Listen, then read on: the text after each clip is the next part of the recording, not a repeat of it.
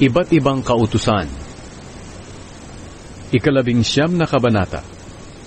Inutusan ng Panginoon si Moises na sabihin ito sa lahat ng mamamayan ng Israel, "Magpakabanal kayo, dahil ako ang Panginoon na inyong Diyos ay banal.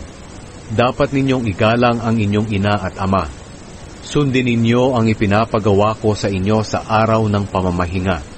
Ako ang Panginoon na inyong Diyos. Huwag kayong sasamba sa mga Diyos-Diyosan o gagawa ng mga imahe nila. Ako ang Panginoon na inyong Diyos. Kung mag-aalay kayo ng handog para sa mabuting relasyon, ialay ninyo ito sa paraang katanggap-tanggap sa akin. Kainin ninyo ito sa araw ding iyon o sa kinabukasan. Pero kung may matitira pa sa pangatlong araw, sunugin na ninyo ito. Kapag sa ikatlong araw ay kinain pa ninyo ito, hindi ko na ito tatanggapin dahil ito'y karumal-dumal na. At ang sino mang kumain nito ay mananagot dahil binaliwala niya ang banal na bagay na para sa akin. Kaya ang taong iyon ay huwag na ninyong ituring na kababayan. Kung mag-aani kayo, huwag ninyong uubusin ang mga nasa gilid ng inyong bukirin, at huwag na ninyong balikan para pulutin ang mga natira. Ganoon din sa inyong ubasan. Huwag na ninyong babalikan para kunin ang mga natirang bunga o mga nalaglag. Iwanan ninyo iyon para sa mahihirap at mga dayuhan. Ako ang Panginoon na inyong Diyos. Huwag kayong magnanakaw o magsisinungaling o mandadaya ng inyong kapwa. Huwag kayong manunumpa ng kasinungalingan sa aking pangalan, dahil kapag iyon ay ginawa ninyo, nilalapastangan ninyo ang aking pangalan. Ako ang Panginoon. Huwag ninyong lalamangan o pagnanakawan ang inyong kapwa. Huwag ninyong ipagpapaliban ang pagbabayad ng sweldo ng taong pinagtatrabaho ninyo. Huwag kayong magsasalita ng masama sa bingi, at huwag ninyong lalagyan ng katitisuran ang dinadaanan ng bulag. Ipakita ninyong kayo'y may takot sa akin sa pamamagitan ng pagsunod ng mga utos ko. Ako ang Panginoon. Kinakailangang matuwid at walang kinikilingan ang inyong paghatol sa inyong kapwa, mayaman man o dukha. Huwag kayong magtsismisan tungkol sa inyong kapwa.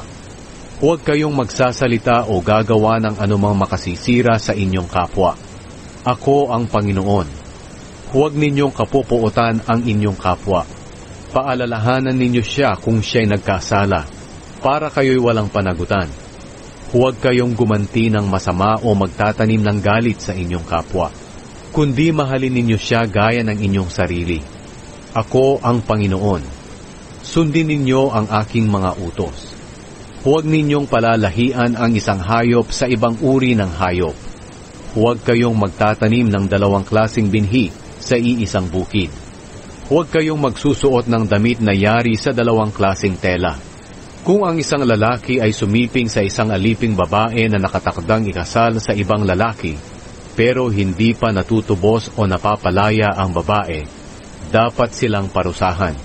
Pero huwag silang patayin, dahil hindi pa napapalaya ang nasabing babae.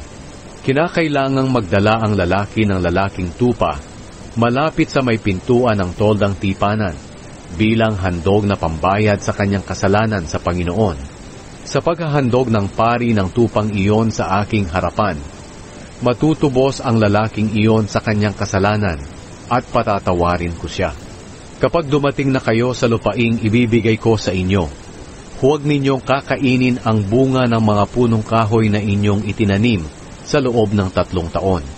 Ituring ninyong marumi iyon. Sa ika-4 na taon, ang lahat ng bunga ay ihandog ninyo sa akin bilang papuri sa akin, kaya huwag ninyo itong kakainin.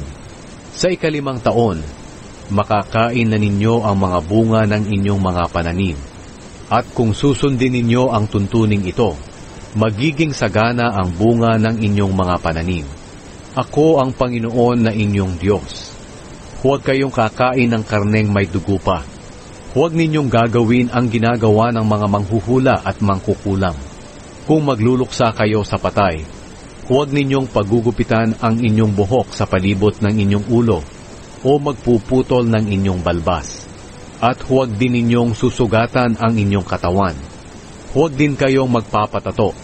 Ako ang Panginoon. Huwag ninyong ilagay sa kahihiyan ang inyong anak na babae sa pamamagitan ng pagpilit sa kanila na ipagbili ang kanilang sarili para sa panandaliang aliw, dahil ito ang magiging dahilan ng paglaganap ng kasamaan sa inyong bayan. Sundin ninyo ang ipinapagawa ko sa inyo sa araw ng pamamahinga, at igalang ninyo ang lugar na inyong pinagsasambahan sa akin. Ako ang Panginoon. Huwag kayong sasangguni sa mga espiritistang nakikipag-usap sa kaluluwa ng mga patay, dahil kapag ginawa ninyo ito, ituturing kayo na marumi. Ako ang Panginoon na inyong Diyos. Igalang ninyo ang matatanda. Igalang niyo ako na inyong Diyos. Ako ang Panginoon. Huwag ninyong aapihin ang mga dayuhang naninirahang kasama ninyo. Ituring ninyo silang gaya ng inyong mga kababayan, at ibigin ninyo sila gaya ng sa inyong sarili, dahil kayo rin noon ay naging mga dayuhan sa Ehipto. Ako ang Panginoon na inyong Diyos. Huwag kayong mandadaya sa inyong pagtitimbang, pagsukat at pagtatakal.